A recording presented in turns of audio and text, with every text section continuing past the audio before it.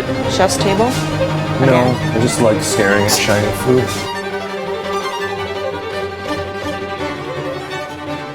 晚上好啊，欢迎来到收档的喜鹊派，又是一天我要备员工餐了。Which means that I get to make things that I forgot I knew how to make. Now, originally this video was supposed to be about Lu Rou Fan, the Taiwanese classic of overcooked pork belly, beaten into an absolute bloody pulp and then drizzled unceremoniously on slightly overcooked rice with a slightly overcooked egg, which I find to be pitiful, but that's an opinion. And we'll talk about that in a later episode because for the algorithm, for the views, we're gonna make Lu Rou Fan. And a lot of our viewers are Taiwanese, and actually no, a lot of our viewers now might not be Taiwanese after what I just said. But today we're gonna start with something that I actually like to eat.梅菜扣肉, mustard green capped meat. Ko is a verb. It means to cap over, to cover, to flip, to do this. This is ko. The idea is that you stew some extremely colored pork belly, throw it in the bowls, and you steam that with a mixture of pickled and preserved mustard greens with pork belly leftovers. Steam it all together until it becomes this sloppy cake of meat, and then you flip it over onto a dish. To do this. This is ko. So let's talk about the actual hardware, software, and programming of this dish. Hardware, you need an pot with an burner. I don't usually cook in a wok either in this restaurant, maybe at home. I'm just doing this because it makes me feel like I'm more authentic. So, the idea is, fill that bitch up with cold water, throw your pork belly in, and your pork belly has to be 八掌肉, which means a square of raw pork belly about the size of your palm. And you want 5 flour pork, meat, fat, meat. A even fat and meat distribution. That is the meat that you want, the thick end of the pork belly. The one with the nippies, yeah, the nippy pork belly. You boil the pork belly with ginger and some leek whites, soy sauce, dark soy sauce, peppercorn, and you put some cooking wine in it, and that's pretty much it. You boil it till it's medium well, and then you reserve the cooking liquid for use later. The idea is you don't want to waste the spices or the seasonings. Now, after your pork belly is cooked, you dye the pork with a dark soy sauce, light soy sauce, and cooking wine. Get it super dark. You can waste a bunch of liquid and do it in a bowl, or if you have, use a Ziploc bag or a vacuum bag like I have, and you can use less liquid to dye the same amount of pork. Yeah? In the insert shots, you will have noticed that it still wasn't dark enough, according to Lorenzo here, our expert on梅菜扣肉. So I just molested it with more dark soy sauce. It doesn't fucking make a difference. After you've done that, you want to fry that bitch crispy. Once it goes into the hot fat, it will start immediately like cussing at you and yelling and spluttering all over the place. I'm gonna use a fryer because I care about the skin on my face. If you're gonna do a fry in a pan, cover that bitch up immediately or the oil will mess your upper body up, yeah? So fry it till it's crispy on all sides and gets all dark and crackly. And then you have nice crispy dark chunks of pork belly. Reserve that off to the side and we can talk about the pickled mustard greens. Megan Cai is a Hakka specialty, or as you would call them, the Chinese people you actually know. All that, those are fucking Hakka people, Cantonese people, Teochew people, Chaoshan people, Takina, right? They're not northerners. So this is a specialty of the southern Asians. So the mustard greens, how do we process them? Chop them up roughly or finely, depending on the texture you like, and then unsalt them in some water because we shall resalt them later. I don't understand it either. That's just what I was taught. Rinse it through until the water is an acceptable light saltiness. Taste your pickled mustard greens. They might have been cured with salt and sugar. If not, we can add sugar later in the seasoning. You want a very balanced, salty sweetness. It goes in the wok with a little bit of oil just to dry it off, at which point you start feeding it with the cooking liquid that you reserve from the pork. Don't let any old Chinese chef tell you that this is a special step. It's just reducing the stock down to intensify the flavors. You don't need to do it one spoonful at a time. You can just put the whole kit and caboodle inside. Reduce it down till it's nice and syrupy and it's the saltiness that you desire, and then adjust the coloring with a fuck ton of dark soy sauce. Too much, yeah. Low. Southern people don't like color in your food. Traditionally, I would agree with you, but this dish, the dark soy sauce that I put in there, is meant to dye both the mustard greens as well as the pork that we've cut.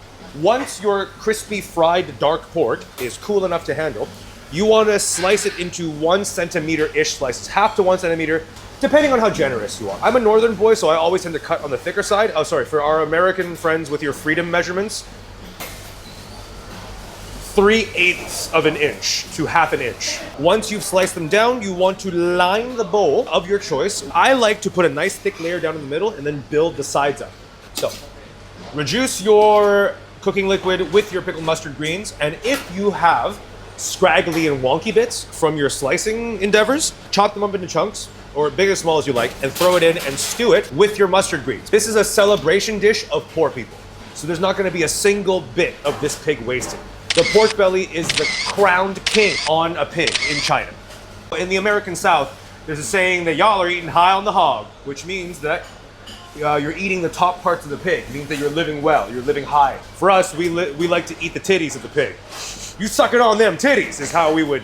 Yeah, so next time you see a Chinese person, be like, damn, you sucking on them pig titties. And then we'll be like, yeah, I'm doing pretty well for myself. All right, let's do a little tasty taste. That is perfectly seasoned right now, which means that we need to go OTT with it. You're probably asking me, why did you unsalt your mustard greens if you have to resalt them later? And the answer to that question is because some shifu said so. Now at this point, I'm gonna hit it with a little bit more Szechuan peppercorn. It's just there really to distract you from the funk of the meat, because Chinese meat has a funk that you guys might not be used to. Once your pickled mustard greens are tender and there is enough juice, you start ladling in this mixture and packing it in tight. Push down in the center, and then the mixture will come up the sides and support the sides as you build. You want this to be a dense cake. Beautiful. I like to leave that last bit of juice in the bottom of the pan because there's a very good chance the sand that came with your pickled mustard greens wasn't fully washed out during the soaking process. So just give up on that. Yeah, it's kind of like reconstituting dry shiitake mushrooms. There's a very good chance that you're not gonna get all the grit, so just leave it in there. Don't worry, it's just soy sauce juice at this point. Before this goes for the steam, I recommend putting in a few bits of leek. Ask me why I recommend it. Why? Guess. Because you are northern boy. Because Shifu told me so. Okay. But you are not a traditionalist, right? No, I wouldn't say I'm a traditionalist. Tradition is the antonym of progress in a lot of instances. It doesn't necessarily have to be the case, but a lot of the times it does end up being that way. Because unfortunately, tradition, and I hate saying this out loud, sometimes is a habit that less educated and worldly people have used to project a little bit of importance on the fact that they don't know any better. That's not always the case, but it sure is a lot of times. Starting with our great country, Italy, France, globally, there are people holding on to tradition because they don't know what it would mean for them if they tried progress and it ended up working. I recommend that you find a plate just like this that's a little bit thinner in diameter than the edge of your assembly here, purely so that it can press while it steams. This is not traditional, but it does help a lot. It also helps you get rid of some excess moisture, straighten it out a little bit, and this can go in the steamer for 1 to 2 hours, depending on how tender you like your pork. Excuse-moi. Steam this however you wish. I'm going to do it in Marational because I've already paid for one.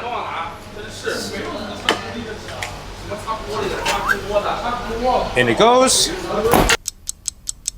All right, so we still have 4 minutes on the clock, but I am not gonna wait because I don't think it matters. And also, I fucked up the timing and it is 11 here and everyone has gone home and I would like to do so as well. Brush out of the steamer. Oh my God, ow, ow, ow, ow, ow, ow. Okay. So, something that you can also do, if you so wish. Oh, Jesus, oh, Jesus. No, it's okay. Don't tell me what to do. Yes, sir.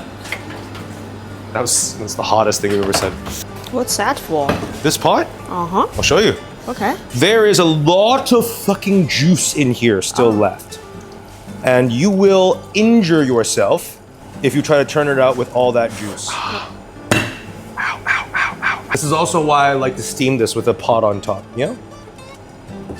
Okay. Now the traditionalists will tell you, oh, you've ruined the dish. You must turn it out with the juices, or it's not traditional. At this point, you can choose to remove the leeks. I never do, because I love braised, steamed, soft leeks. And then this is one of the most delicious liquids on earth. Oh my God, that's so fucking good. That's stupid how good that is. This, some noodles, perfect instant noodles. This, put some vegetables inside, a perfect fucking soup. This, thicken it up, make your risotto with it. You have a risotto that actually has flavor. Reduce it down, thicken it with a little bit of flour. You have the best zh for your roasts. There's so much soy sauce in it. How can it be bad? Okay, and now pray to whatever God it is you pray to. Okay. All right, we made out okay. There we go. While the bowl is still on top of the dish, shift it around a bit, and off she comes. Ready for the moment of truth? Ooh. Wow. That fluffy, curly bullshit, that's from the frying of the pork belly. I'm gonna show my mom. 妈，你看我做的梅菜扣肉. Now I wish you could see this, but there's so much gentle smiling coming from Mocha, from Vermouth right now, because that is the symbol of good eating to come. It's salty, it's heavy, it's rich, it's tender, and it's so 下饭. It's a Chinese term for it's so heavily seasoned and heady and Moorish that it can help you choke down a whole vat of rice. Now, because I'm a northern boy, I can't help myself. I have to thicken this with cornstarch and give it a nice glaze. Starchy water, inside sauce. 这是个 must have 的步骤吗？ This is very untraditional. Uh-huh. But I'm a northern boy, so why not? Okay. 这个隔夜的会更好吃吗？会更和谐一点的味道。所以西餐有这种隔夜菜的说法。当然了 ，any stew, any sauce, 意面酱、浓汤，都是做完了隔夜。预制菜。No, shut up. Okay. Stop. Some rice. Yeah, of course. All right, let's do. Ooh. Wow, your English gets better when you're hungry. 收标准了。 So I'm gonna say why you use your hand. Because I got them dirty just for you. Okay. It's staff meal rice. Uh-huh. Staff meal rice doesn't taste good unless it's dirty. I love it. Right? Kinky bastard. Ooh. If you show this to like a Swiss person, they'll faint. Swiss person. Yeah, if you show this to like a guy from Northern Europe, they'll go, oh my God. Okay. Northern Europeans love monotone, but Jesus, this is too much brown. Isn't this better than Lurofa? Definitely. Wow. And Taiwan is gonna be so pissed.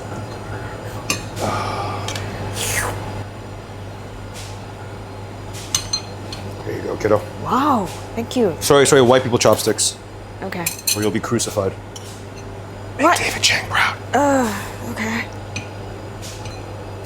收锅子啊。你看他有时间搭理你吗? Like, it's the difference between Western cooking shows and cooking shows with Chinese people in them. The sound of good eating is nothing. Silence is. Look at her. She usually has such shitty jokes. Now she's making eye contact with me while she's eating. Not even a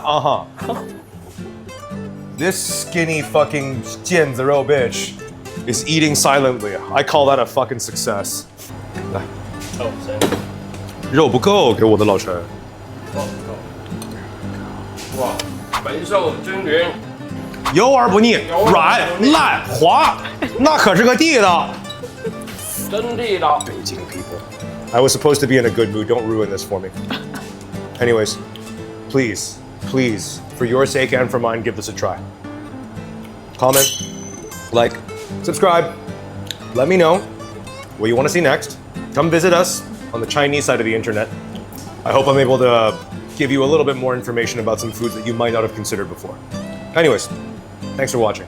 I'll see you around. Take care.